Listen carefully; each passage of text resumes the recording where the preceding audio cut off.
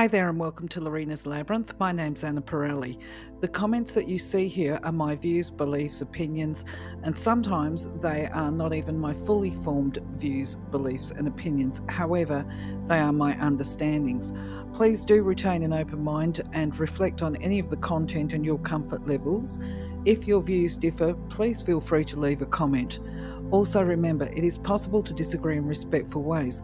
My way is not necessarily your way and vice versa.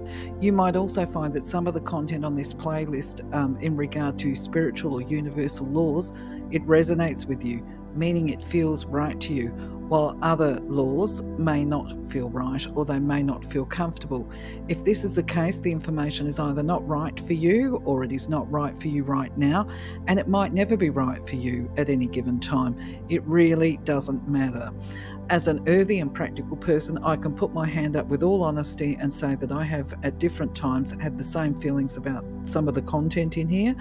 And with some of them, I still have a level of skepticism within my viewpoints, but I choose to retain an open mind about the things that I don't fully understand for a few reasons. Firstly, because I believe it would be supreme arrogance to think that we all know all of the answers while we have a body. And because what is right for one of us is not necessarily right or suitable for all of us, and I choose to respect the differences. Please do leave your opinions, beliefs. Feel free to argue the points in a respectful way with any of the content on the slides and even my interpretations. And if you feel that you can add clarity around some of the content, we would all love to see it. Thank you. For now, though, let's explore the laws. All creation is governed by law. The principles that operate in the outer universe, discoverable by scientists, are called natural laws. But there are subtler laws that rule the hidden spiritual planes and the inner realm of consciousness.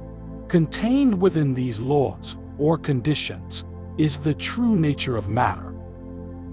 Knowledge of these laws has an effect upon the mental urges. Mind is the builder. Stay in full mindfulness of the application of universal law as related to self and to others, and know that in love all life is given, in love all things move. In giving one attains, in giving one acquires. In giving, love becomes the fulfillment of desire, guided and directed in the ways that bring the more perfect knowledge of self as related to the universal, all-powerful, all-guiding, all divine influence in life. Love is life. When we go back, merge with the God source, in some infinitesimal but profound way, we expand the mind of God. Our higher self always points the best and most perfect way, and it is ours to listen and choose or reject what we hear. It does not blame, but patiently tries again to show the perfect way, the loving way. All of creation pushes forth. We are ever becoming. Identity ever remains. Universal Law number 70, the Law of Polarity. Everything is dual. Everything has poles. Everything has its pair of opposites. Like and unlike are the same. Opposites are identical in nature, but different in degree. All paradoxes may be reconciled. The evidence of this principle is observed in the polarity of planets and the various celestial bodies that includes our Earth, solar system, and galaxy.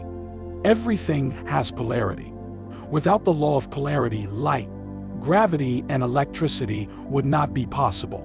On the mental plane, this principle manifests itself in the heart center of each person as the enlightened or dark mind. The principle of polarity makes possible the choices we make on the scale of life between good and evil, right and wrong, generosity and greed, love and fear, truth and lies.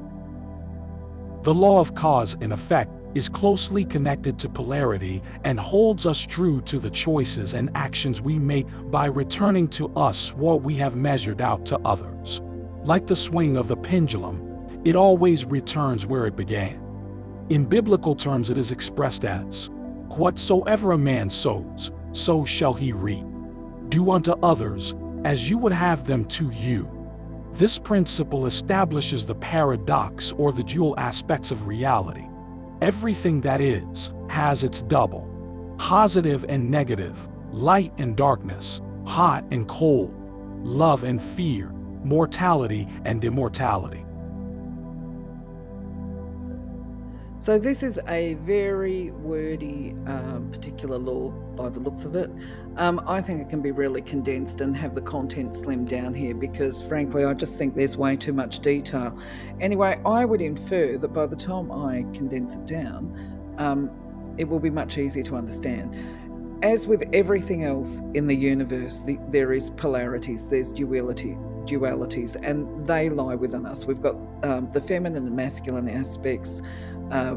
I've done a video that includes talking about energy and the feng shui symbol, and where basically for wellness we strive for balance, neither not too masculine in our approach or too feminine, and by that I mean too practical, too energetic, too materialistic or focused. We all need to have those attributes within ourselves, but at the same time, to have balance, we have to have the nurture, the care, compassionate aspects of ourselves.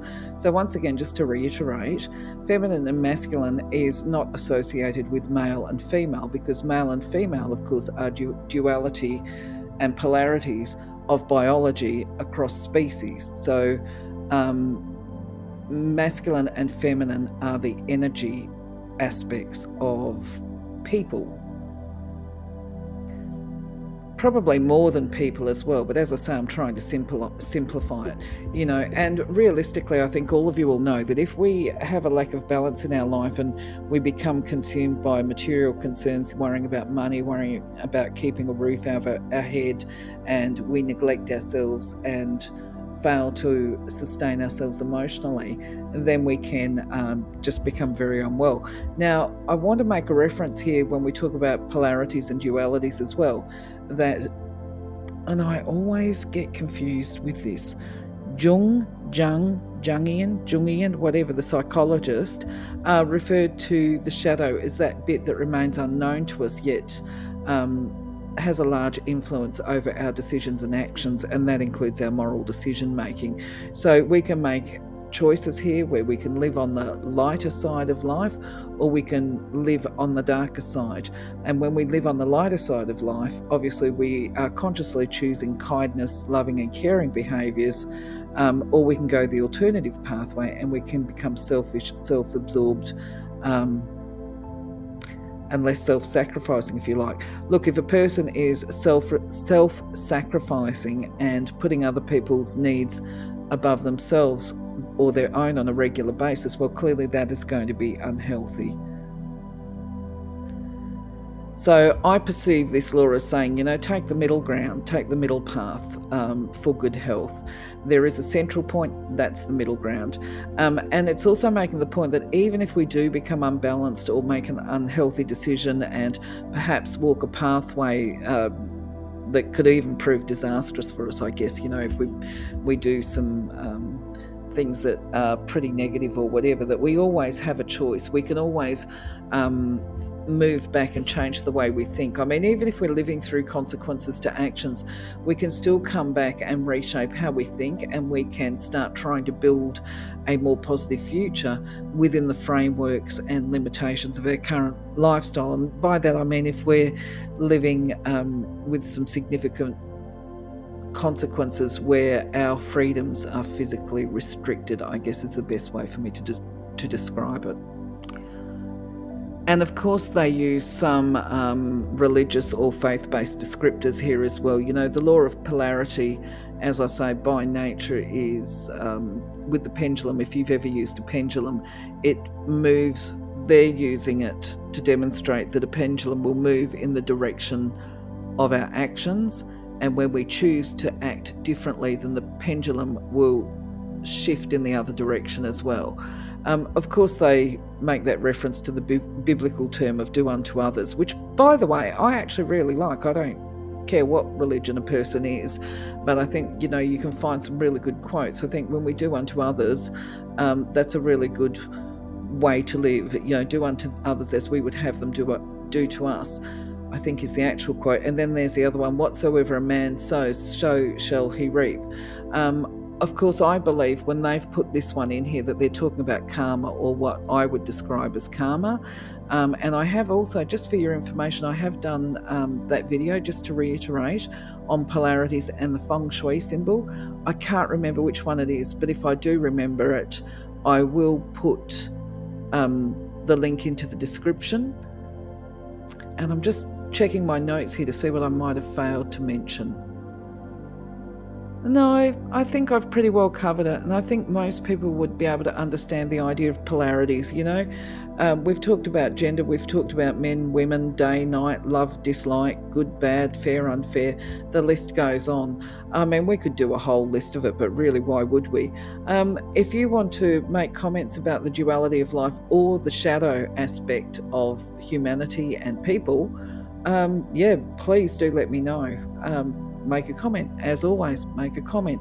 The only thing, I'm just thinking out loud now, the only thing that I would mention in regard to the shadow and polarity is that kind of informs the comments about choices, that we can change our direction and pick a new pathway. So, even if you've gone really to one extreme and become fanatical, right, we're always working and developing and evolving, and we tend to take our actions based on the information and knowledge that we have to date. So let's say that if you're talking about the iceberg theory, where your actions are being directed by the shadow unconscious below the surface, then yes, as you dig deeper into that shadow aspect and embrace it, see it, and that kind of stuff, more information comes to light, literally. As it comes to light, then quite often we will make new choices and new decisions. But anyway, I think that's it for me for now. I'll wait to hear from you and see what you've got to say. In the meantime, thank you very much for being part of my journey. Take care. I'll catch you on the next video. Bye-bye for now.